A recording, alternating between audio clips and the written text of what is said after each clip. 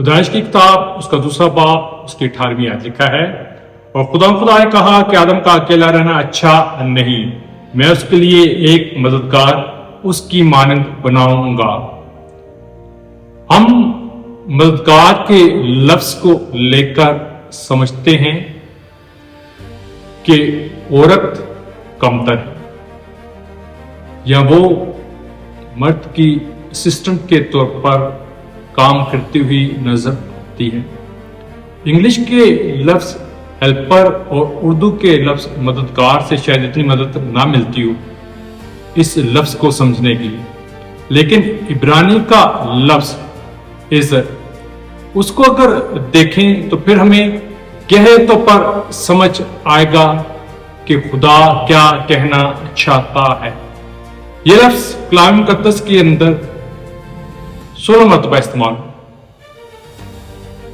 اور جب بھی استعمال ہوا، مثلا خدا کا کلام فرماتا ہے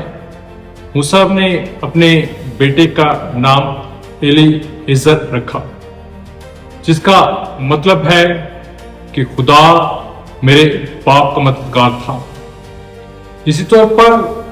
زبور 121 کے اندر خدا کا بندہ کہتا ہے میری کمک کہاں سے آئے گی، مدد، اور وہاں پر بھی یہی لفظ عزر استعمال ہوا ہے۔ پھر زبور 146 وہاں پر بھی یہ لکھا گیا ہے کہ یعقوب کا خدا میرا مددگار ہے، اور یہی لفظ وہاں پر استعمال ہوا ہے۔ تو جب یہ لفظ استعمال ہوا ہے تو ہم جب خدا سے مدد مانگتے ہیں تو کیا خدا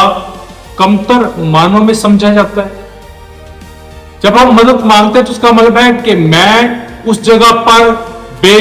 بس ہوں اور کوئی ایسا چاہیے جس کا ہاتھ اوپر ہو اور وہ میری مدد کو آئے۔ اسی طور پر جب میں عورت کی بات کرتا ہوں، اس کے بنائے جانے کی بات کرتا ہوں اور اس لفظ کی بات کرتا ہوں تو اس کا آسان مطلب یہ ہے وہ بات اور کام جو آدم کسی بھی طور پر خود نہیں کر سکتا تھا بغیر عورت کے، ناگزیر طور پر اسے عورت کی ضرورت تھی اور اسے